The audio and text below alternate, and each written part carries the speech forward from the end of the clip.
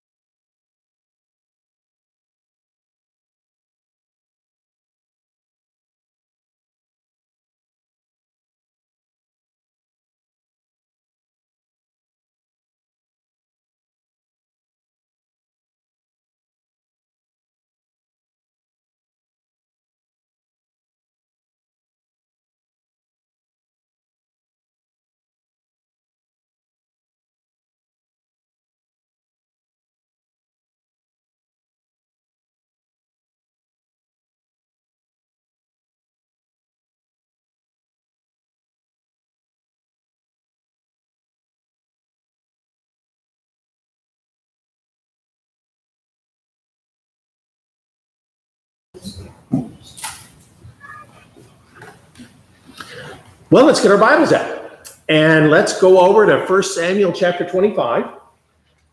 Got a very interesting love story tonight. This is actually one of my favorite stories in the Bible.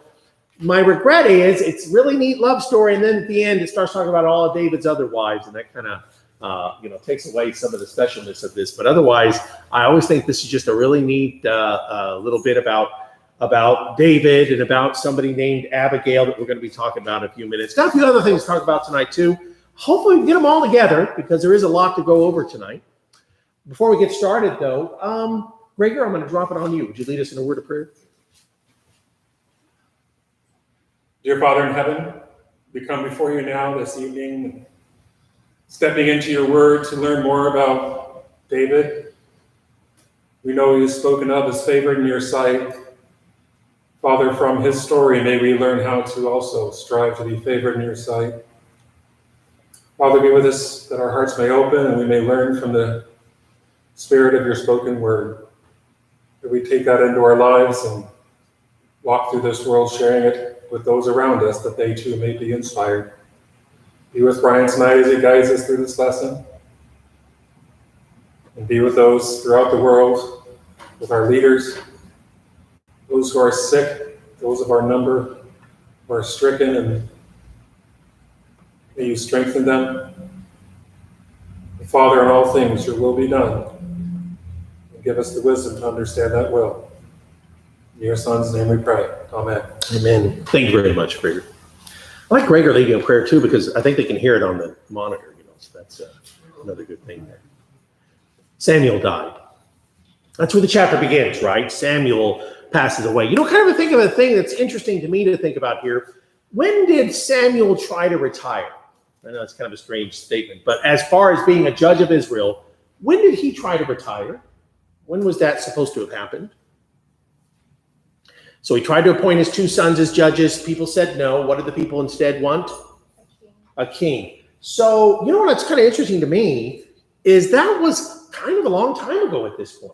That was probably multiple decades ago that Samuel tried to turn this all over. And so Samuel's gone on quite a bit of time after this. It's interesting to me to kind of think of the idea that Samuel's been in retirement a while before he passes. We have met him a couple of times. Remember, David fled there to Samuel. Who's our other prophet that we've met so far? That's kind of a tough question. You remember him? Gad. Very good, George. Yeah, Gad's the prophet that we know now. By the way, what's Samuel been doing in his retirement? Well, a lot of people think he's been writing 1 Samuel, at least a good chunk of it. In the book of 1 Chronicles, it talks about the story and the life of David, and it said it's written by Samuel and Gad and Nathan. And so probably the three of these men working together are putting together the account of the life of Saul and David and all the things that are happening here. I find it interesting that, if that's the case, I love the fact that men who wrote the Word of God, when it was about them, that doesn't seem to bother them to put out their, all their failings as well. And one of the things I think is that just speaks again to that characteristic of it being inspired. David flees to the wilderness of Paran, and he meets a man whose name is Nabal. Nabal is a descendant of Caleb, and Caleb, of course, is a national hero. He's a real important guy. Caleb is from the tribe of Judah, and the location of where we're at with all this, Maon, is right down about the area we've been for the last couple of weeks there. David's been running around throughout this area. You'll remember way over here are the Philistines, and there's Gath, and he's come all the way over here to the cave of En-Gedi. That was on the Dead Sea. So he's been running around in this area down here. He's been fleeing Saul. En-Gedi is the cave where he, spared Saul's life. We talked about that last time.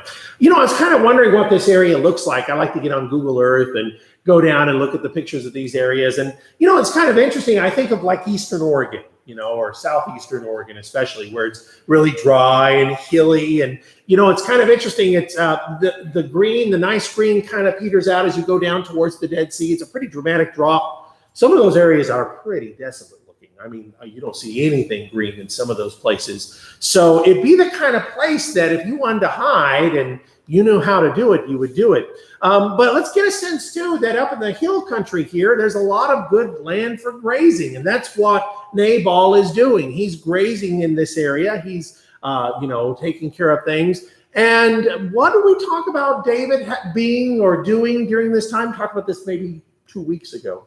One of the things David did while he was out and about. What did Flee from Saul. Yeah, well, flee from Saul is definitely his main occupation at this point. But he does seem to take care of a lot of people, and that includes a lot of the shepherds and such. Let's kind of start off with a spoiler, if you would.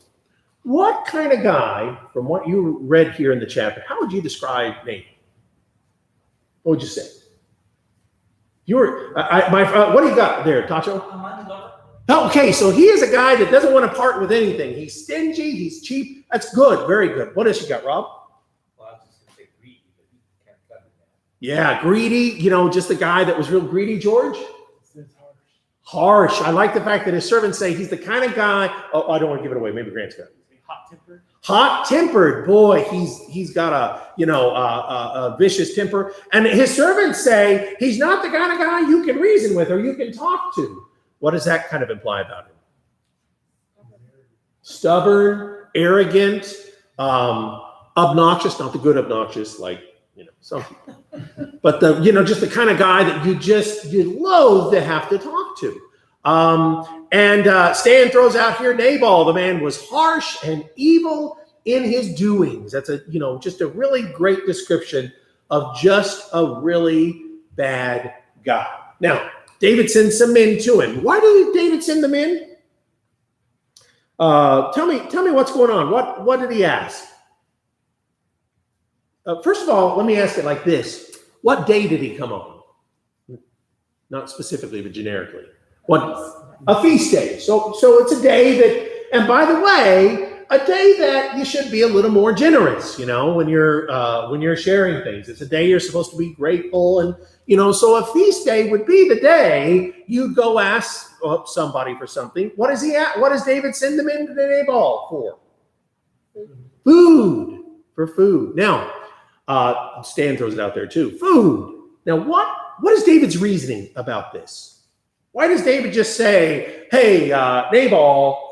Is it because we're both from Judah? That's not actually a bad reason, by the way. But what's David's reasoning?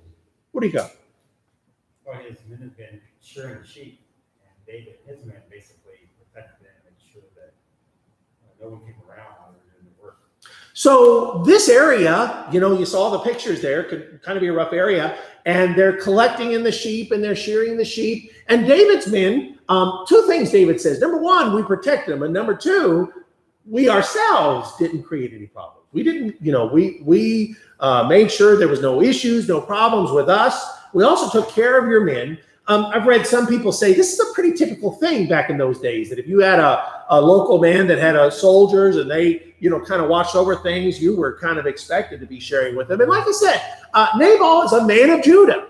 So one of the things is he's kind of, a kinsman, at least in a distant sense to David. So he goes to Nabal. Now, whatever comes to your hand, David, it's kind of interesting in verse 8, David doesn't sound too picky, just whatever you'll share with us, we would love to have. Now, Nabal comes back and, let me just summarize to say, utterly insults David. How so?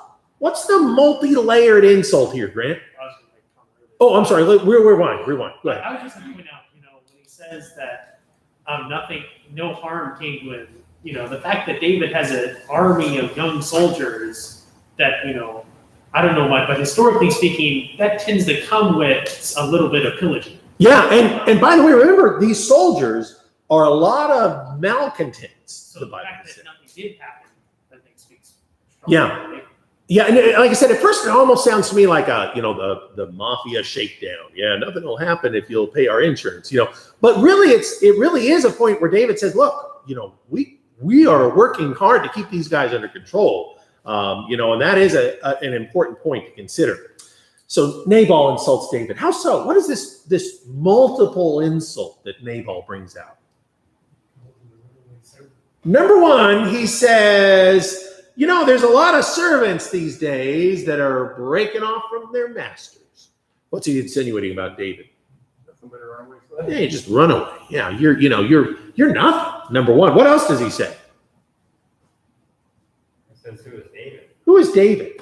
You know what? Do you think he doesn't know who David is? Everybody knows. The Philistines know. Everybody knows who David is. I don't know who David is. I don't know that this guy. What else does he do to kind of insult him? Who's Jesse? Yeah, doesn't even know. Yeah, who's Jesse? By the way, Jesse's a pretty well-known guy too. And so comes back with this point of saying, all these things. Stan points out too, the many servants breaking away from their masters these days. Is that, just kind of a one more thing like that? Nabal is interesting. Nabal's a kind of a bold guy. What do you think Nabal's bold? I say bold. Maybe that's not the word. What do you think's going on with there, Ryan? Well, so one thing might be maybe the house of Caleb is the big house of Judah. There is no David house of Judah yet. So if you're in Judah, who's the big guy in Judah? Who's the guy that you want to be related to? And the answer would be, well, Caleb would be that guy. He's the most, up till this point, he's probably the most impressive guy in the house of Judah. So that's a really great point. What else? What's going on down in this area right now? What's Saul doing? Yeah, I wouldn't be too worried if I knew that all I had to do was ring up Saul and say, Saul, let me tell you where this is at. I'd feel pretty bold too that, maybe that's it. Anything else? Go ahead. Another factor is, courtesy would be to take care of those that have taken care of your possessions. And by pretending not to know David, he's using that as an excuse because he's unwilling to help, he's unwilling to provide. Yeah. And it's clearly not true. Like you said before, it's clearly, just this lie. I don't know who you are, and real obnoxious kind of thing. I would say the next point is Nabal's a fool. Nabal is just not a guy that really sits down and deeply thinks about circumstances and such. So maybe there's some good reasons, but this is a bad one. But by the way, one thing I was thinking about, and I don't want to apply it because everything about Nabal is so bad, but I would think twice about giving David bread because the last guys that gave David bread were the priests at Nob, and what happened? They all perished. So, to some degree, to me, it seems like, there might be a little bit of a reason to say maybe not, but really Nabal doesn't have that. Nabal is just being a belligerent, obnoxious man. So David decides to fight. David decides to fight. Why does David decide to fight? What's going on here? What do you think? George, what do you think? It says to vengeance. So number one, to avenge himself. Specifically, what does that mean, George? Has he been physically wrong? I mean, in other words, to avenge myself, they cut off my hand, so I'm going to go. What's he avenging? Well, he helped the guy. Stephen? Starvation. Yeah. I'm going to come back to that in a second, but that's pretty serious. I think a little bit is pride. That this guy has just really insulted David. And David's thinking, what? That's something I can't take. But let's go to this point about starvation for a second.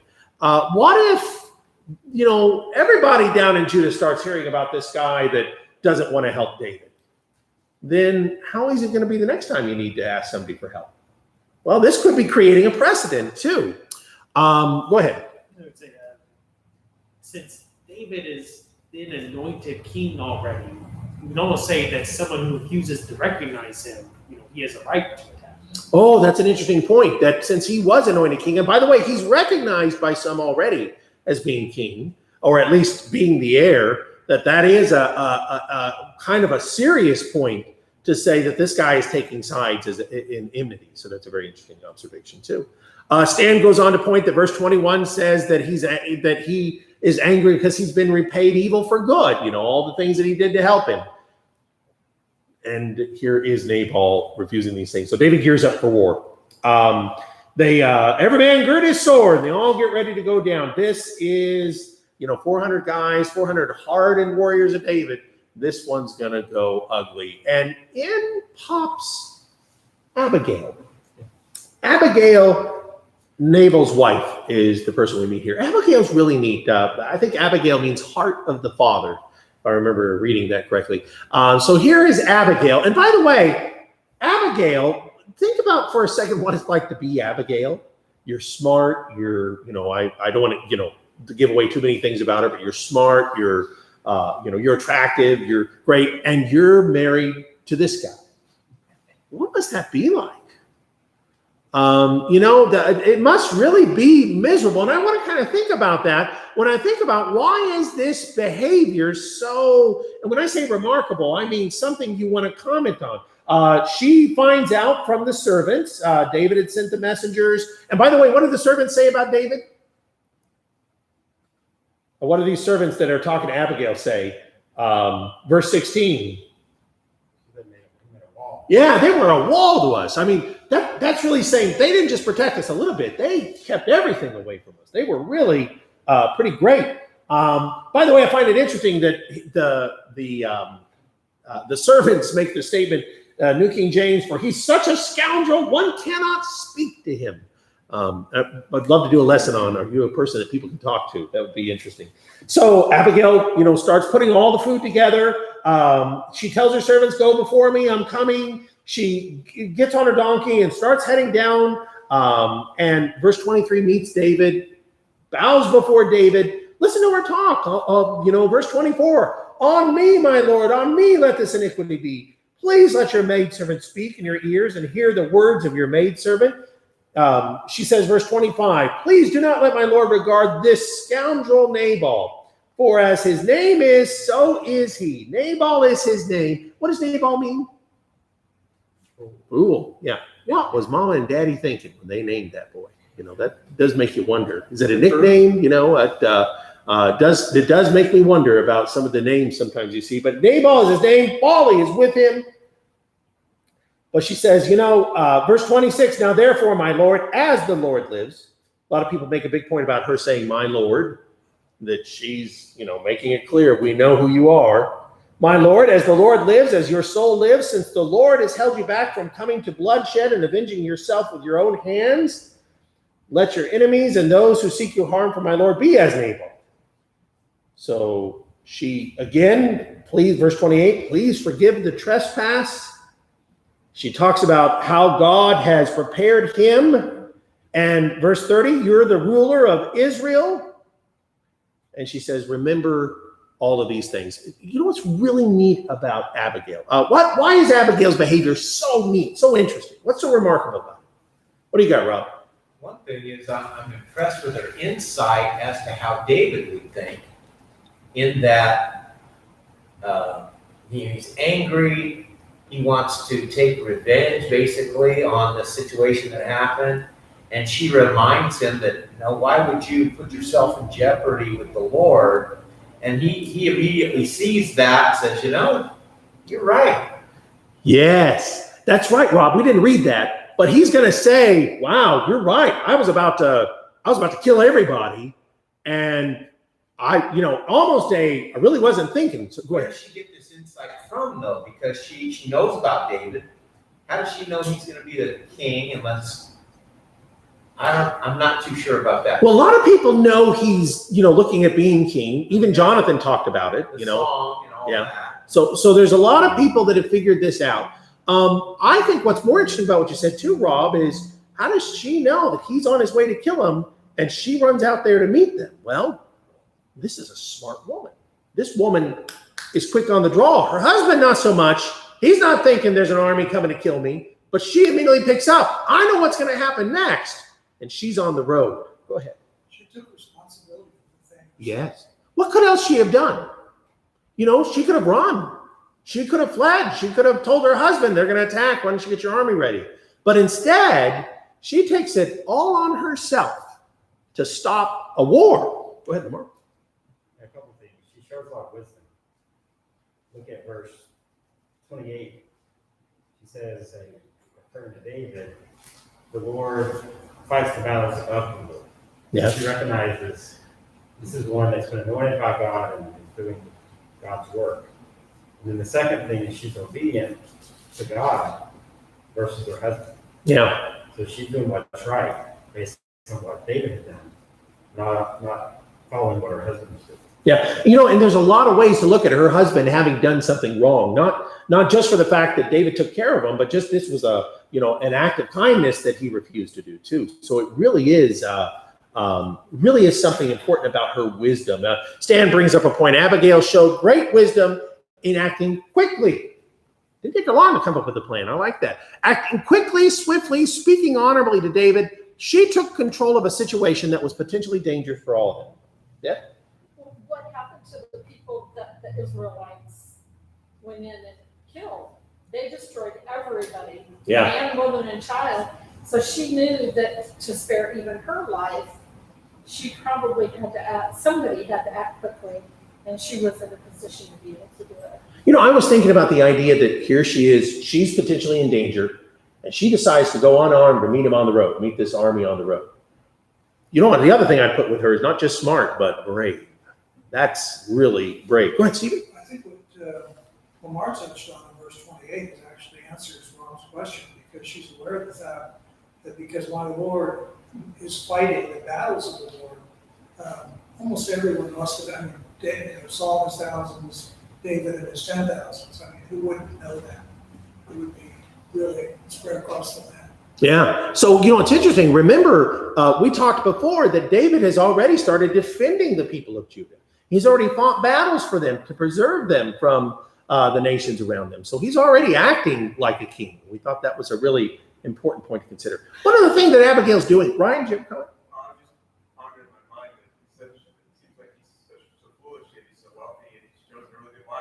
Yeah. Doesn't make sense. Yeah, well, you have to wonder about, whose choice was the wife, things like that. It does make you wonder about him. And, is it just his name, that he's inherited the wealth? Caleb was rich, remember? Caleb got a big inheritance. So, that would make some sense. Here's one other thing Abigail does, and Stan grabs it too. When Abigail runs up, she starts saying, David, look, what's the first thing she says, in fact? I got to jump back. Verse 24, what's her first thing? Oh, my Lord, what? Let it be on me. Was it Abigail's fault? Obviously, just the opposite. She's the innocent one. But she runs up and she says, okay, you got to blame someone. Blame me. I'm sorry. I'm sorry. And she says it several different times. Forgive your maidservant. Forgive your maidservant. I'm sorry. You know what's really neat?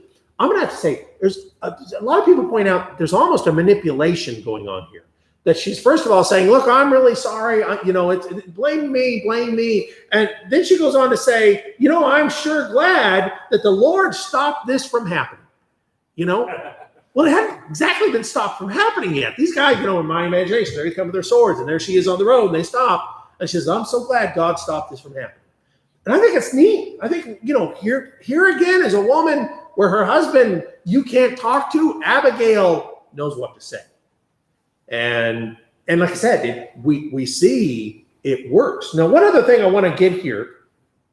Verse 25. How does she speak about her husband? Well, two things. She's honest about what he is. He's not a good man. He's a fool, literally. His name means that. She calls him that. But yet, she's out there being an exceptional wife. So, life and family. Oh, okay. So Gregory kind of answered my question even before we get to it. But the second question was, you saw how she talks to her husband, talks about her husband. Is that appropriate? Maybe you weren't quite listening, Gregory, because I don't want to hear what he said in that second part yet. I want to hold off on that because you said something really important. What is it appropriate? Yeah. Gregory gave us an answer. It was honest. It was honest. Number one, it was completely honest. Number two, what were these words doing for Nabal? She was saving his life. He was going to die. I mean, and Stan brings up verse 22. David says every male belonging to him is going to die, so that, he was going to die. And while she's saying some pretty harsh things, she is saving his life. So, I think that that question, like Gregor said here, what she's doing, she's not just, and by the way, she's not just saving his life. What else she's saving? You'd add to it. The lives of all of his men, his wealth. I mean, she's really preserving everything by her words. So, a very fine wife. Yeah, yeah. If my mouth got me in trouble, my wife has to badmouth me to get me out of trouble. I'm grateful. That's it really is a remarkable thing to think of it like that. So she preserves him. David received what she brought. Go in peace. I've heeded your voice, respected your person. Now, Abigail goes home. He's holding a feast. Let's talk about, again, what kind of guy is Nabal? Here's a word we didn't bring up, but what else is he? What else is he? Verse, he's drunk. Yeah, he's a drunkard. He's also a drunkard. And Abigail tells him, let me tell you what just happened here. What happens? Did any of you ever think that's just a fascinating account of what happens? Verse 37, so it was in the morning when the wine had gone from Nabal and his wife told him these things, his heart died within him. He became like a stone. It happened about 10 days. After 10 days, the Lord struck Nabal and he died. What do you think happened? Anybody do any background searching of what this might be describing? Heart attack, yeah, or a stroke that he became stiff, that he couldn't move anymore too. What's fascinating is it's clear that it wasn't just an immediate thing, but why? Why did he die when this happened, when this conversation happened? What do you think this is suggesting? Freeing up Abigail. What's that? Freeing up Abigail. Well, and I will say this. I think here's a great example to say Abigail was honorable and God got her out of this. I think that's an important point. Anybody else have a point, George?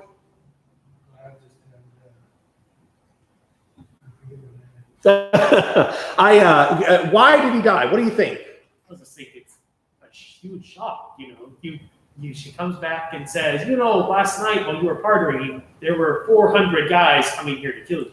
Yeah, I wonder if, first of all, he hears that. And second of all, oh yeah, and I'm the one that saved you, And Nabal, we've talked about it being proud, arrogant, self-righteous, all these characteristics of him, that he's a guy that his wife just saved him from something really dumb. So it seems to be a shock of some kind. It's unclear, exactly to the degree. It makes it clear that the Lord struck him dead. Of course, what happens after this? He dies, and what? David hears about it. David sends his servants. Yeah, you interested? She was. So she arose, she went with him. And then I hate verse 43, 44, which says, plus, because I would have loved for this story to have ended with David and Abigail lived happily ever after. That would have been fantastic. That's not what happened. But the point is that she does join David, and just what a great story. What a wise woman. What a moment. Nobody else is really acting wisely. Even David's being impulsive, and just this one wise woman saves a lot of people. I just love the story of Abigail. Anybody have any other thoughts before we wrap up? Rob and then Stephen. I have a question. Because in 44, and I didn't go back to look, but he had tried to give his daughter to David one time. Was that, he married one of them, or took one of them? Which one was it? So it's kind of confusing. Saul has two daughters. Yeah. The first one he offers to David, and then he takes her away and gives her to someone else. Okay. And then the second one, this one, Michael, he offers to David.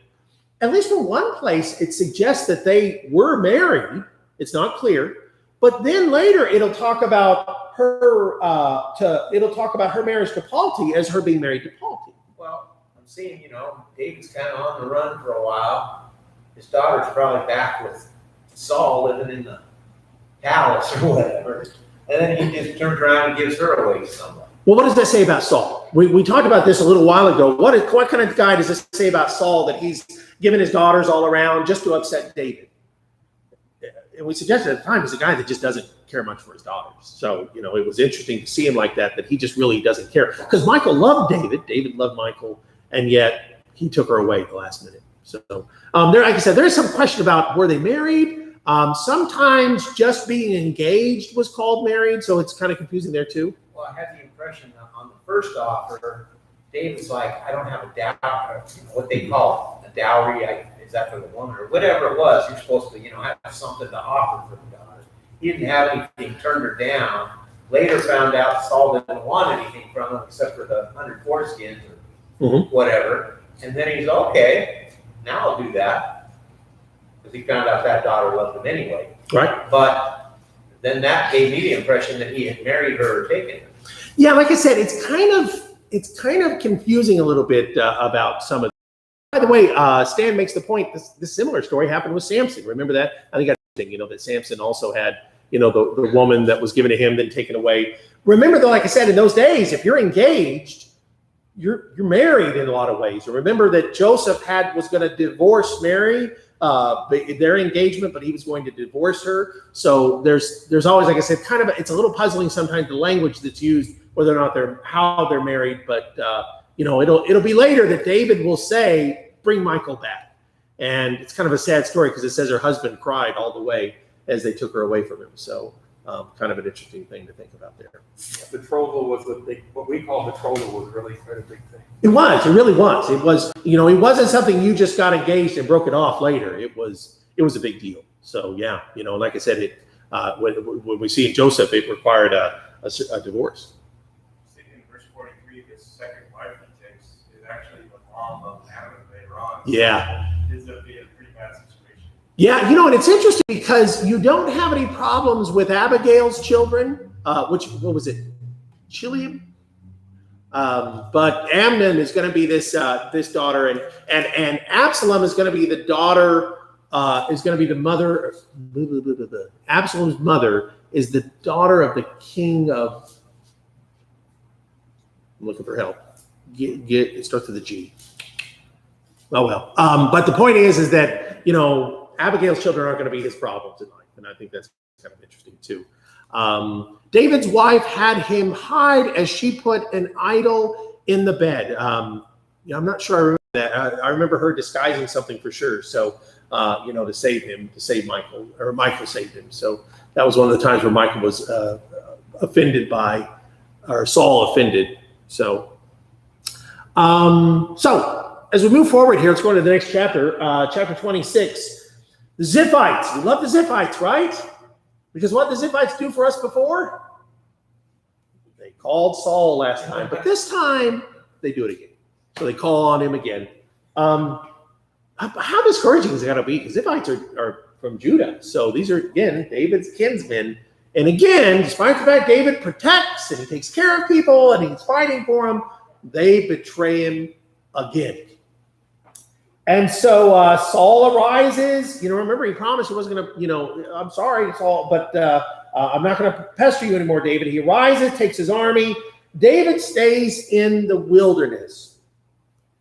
And it talks about the idea of where they're camping. Verse 3, Saul encamped at the hill of Hakilah, which is opposite Jeshimon. So hill of Hakilah, not very far from where we just were. In fact, just a little bit north. This is one of those areas, by the way, when I was looking at it in the map areas, this is a really desolate area. This is a really desolate area. And in this chapter, we're going to meet here at verse 6, a couple of people that are kind of important. Joab, Abishai. We don't meet him here, but there's a third guy, Asahel, and they're all brothers. So according to 1 Chronicles 2:16, how are these guys related to David? They're his nephews. Yeah, they're his nephews. I remember years ago, a preacher was giving a sermon, and he made a statement. I always kind of stuck by. He said, Joab is probably one of the most interesting people in 1st and 2nd Samuel. Interesting in the sense that he is such a hard guy to figure out. Joab is going to give some of the best advice and worst advice that there's going to be in Samuel. He's going to be all over the place as far as the kind of guy he was. And in the end, when David's an old man dying, he tells his son Solomon, Joab. What do you know what he tells him to do about Joab? He says, don't let Joab go to his grave gray hair. Meaning, kill him. But David didn't want to kill him because he was devoted to David. It's a weird story. Joab's an interesting guy. Going to see a lot of weird things about Joab, and he's worth considering. So Stan gets it down here. He says Abishai is the eldest of Zeruiah, the sister of David. So this is how they are, in fact, related to David. So here they are camped, and David says, hey, anybody want to go down to Saul's camp with me? We're looking down on him. And yeah, that's what I want to do, David. 3,000 guys, and let's sneak down there at night. But Abishai, his nephew, says, well, I'll go with you. So they sneak down there at night, and they see Saul sleeping. They see the spear. We talked a lot about the spear. The spear. They see the spear stuck in the ground by his head. So here's Abishai. What does Abishai say? Yeah, this is it. This is it. We talked about this last week. Here's the opportunity. God brought you to this moment. And boy, it is a temptation. In fact, I was writing notes about this later in the week because I thought, well, that's an important lesson for us to learn. That sometimes it looks like something's one way, but if it's against God's will, that's not what God wants. David says, don't destroy him. Who can stretch out his hand against the Lord's anointed and be guiltless? So David, he snuck into camp. But here's my question. If David had no plan on killing him, why? Why sneak into his camp? Why, if David is saying, we're not going to kill him, the Lord forbid I should stretch out my hand against the Lord's anointed, why does he sneak into camp? Stephen? I think because it worked the last time. What did it do the last time? Yeah, Saul really, I told you last time, I think Saul was genuinely, emotionally moved by what happened. So that's a good comment, very good comment. What else, Rob? How long has it been since he nipped off the corner of his robe to this siege? What a good question. I'm gonna drop that on Michael. And the answer is, I don't know. Because he was genuinely, repentant of my son David, I won't do this anymore. And here it is. Yeah, here we are again. Right Yeah. It's kind of interesting. I was going back and looking. It doesn't exactly say, I'll never do it again. He just says, promise me you won't ever hurt, that you won't, kill my family, Kind of an interesting bargain where Saul says, promise you won't kill my family, but I'm not promising I won't kill you. That was kind of what comes out of that too. Stephen? I'm just wondering, David has been anointed king. Mm-hmm. So there's really two kings of Israel. Yeah. So how is it one anointed couldn't? Yeah. So here's Stephen, who's playing Abishai now. Can you imagine Abishai saying, well, David, you're anointed too, right? Well, so Stephen's point is good. The Lord had departed from Saul. The Lord had anointed David. David was now God's anointed. So how does a kingship become efficient? Yeah. It's kind of a great question, especially when this is their first king. So how does it become official? And by the way, Saul dies. It's going to be a long time before it's still official for David. It's going to be years before it actually ends up being official on David. So that's a good thing to think about. So what's the idea here? David says more than once, go back to last week and tonight. He says, if the Lord wants him dead, what? The Lord will do it. The Lord will do it. And I think that's pretty neat. It's not that David, by the way, is hesitant to kill a man. David's a killer. But David says, you know what, though? In this one, and maybe Abishai is saying exactly what Stephen said. You're anointed, and God left him. And he says, but this time, we'll let God handle this. We'll let God handle this. And I just really think this is something really remarkable. So we take the spear. The spear that's, by the way, that spear is going to be with him all the way to the end. Kind of interesting. Take the spear. And they're asleep, and David stands off, and David starts yelling. Does he yell at Saul? Does he start yelling, Saul, King Saul? No. He starts yelling at Abner. George, who is Abner?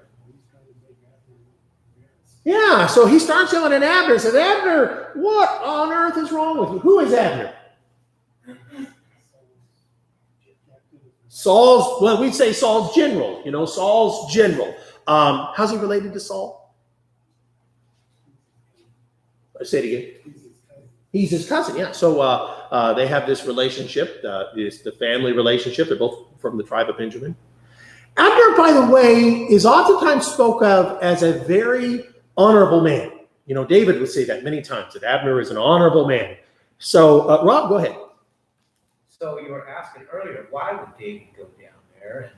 And, part of it is maybe he can get Saul to say, oh, I've sinned again, like he does. Mhm. But maybe it was so that he could have this incident and then he can still fight against Abner and the others. Was that his intent? So, Possibly it's like have this reason now and say, hey, you failing to protect. Rob, it's I'm coming after you. yeah, Rob, that's an interesting point. And by the way, David likes Abner. We're going to get this a little, like in the next book, we'll see that he'll try to get Abner as one of his men after a while. So I think what David is saying is this is kind of a MacGuffin. What's the term used to describe? He's just kind of using this as something to talk about, to say, Abner, you should be watching out for and everybody's like, whoa, what happened? Look there. It's not just Abner's fault. It's everyone's fault. And here's Saul and shocked, and he's not saying, Saul, you need to be more careful. But he starts saying, you need to be careful, Abner, because Saul is king. Saul's important, and it's kind of neat the way he talks, because it's kind of like, I respect Saul. And David does respect Saul, by the way, and he's just proven it. And here's Saul, and Saul's interesting. Here's that guy that's emotionally all over the place, that just hated David, and now what? Is that you, David? What does he say? Is that you, David? My son? Here's all of a sudden switched around. Here's nice Saul. And he starts talking about these things, and David says, Saul, I'm not your enemy. Don't keep trying to chase me. I'm nothing to you. Saul says, I've sinned. Return, my son David. I'll harm you no more, because my life was precious in your eyes this day. Indeed, I have played the fool and erred exceedingly. So, what's fascinating is David says, here's your key, here's your spear. I'm not going to hurt you. They go apart. Very last statement in verse 25. David went on his way. Saul returned to his place. By the way, this will be their last meet. This will be the last time they're going to come together. And so all this has happened. So the beginning of the next chapter says that David said, I'm finally free of the enmity between Saul and I. Okay. What does David say in the next chapter? Yeah, I'm never going to get away from Saul.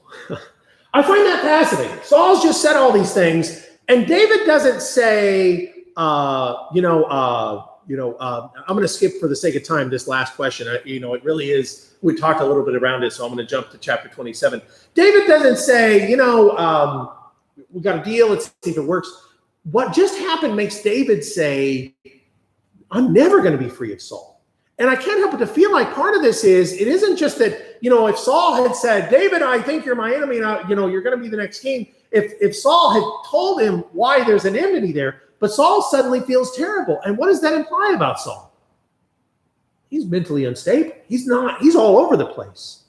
And even if he's terribly sorry now, by the way, I hope it's okay to bring this up. I know this is kind of a delicate thing. You hear this about abusive people, abusive marriage, where a husband is abusing his wife. He'll feel horrible about it the next day. He'll just be the sorriest guy in the world, and he'll talk about how sorry he is, and then he'll do it again, and that back and forth. And David is picking that up with Saul. Saul's sorry right now, and at the flip of a coin, Saul's going to be back to doing this again. And David says, I'm going to perish someday by the hand of Saul. There's nothing better for me than I should speedily escape and just leave to the land of the Philistines. By the way, so he goes back to Gath, and tell me this: what happened the last time he was in Gath? Why did he pretend that he was insane? Why did he need him to leave him alone? What? They wouldn't know he was David. So, they knew he was David, but what were they? Because they started saying, "Hey, David, you remember that song they sing about David?" And they said, "Yeah, I remember that." And David's, "Oh no." What did he do for Gath that was so impressive that they must have loved him for? They killed his great champion. So it's kind of interesting to go back to Gath. I thought that was unusual. Remember, it said in the Psalm he was actually taken prisoner at Gath. So I find it fascinating that, instead now he's, gone back to Gath, and he starts talking to the king, and he said, well, you tell me, what does David ask Achish? What does he ask for? There in verse 5, 6, 7. Give him a town. Yeah, give me some land. Make me like a lord of the Philistines. The Philistines didn't have like a single king. They had the lords of the Philistines. Assuming Achish is one of them. So David dwelt in the country of the Philistines one full year and 4 months. So what's the idea with David dwelling there?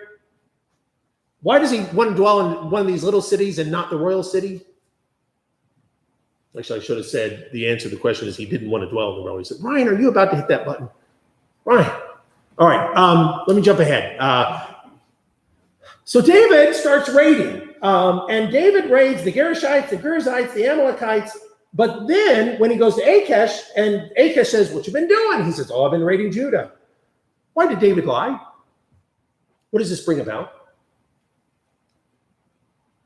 So he tells us, and Achish starts saying, hey, he's raiding Judah. Well, that's fantastic. Go ahead. He's thinking he's further exiling himself from Saul and that kingdom and what have you, and that, hey, I've got him under my thumb. So Achish says, he made his people Israel utterly abhor him. So Achish believes that. By the way, David's going to be here until the end. He's going to be here until, we have this neat little adventure where he's going to rescue a whole bunch of people in his town he's given, but he's going to stay here until the end of Saul. He's going to be with Achish, so it's kind of an interesting thing to do. I'd love to talk about Abigail some more, but there's Ryan. He's given us a little extra time. I appreciate it, Ryan. So we'll wrap up here. Great comments, great thoughts, really good stuff tonight. So I appreciate all the things you put into our study.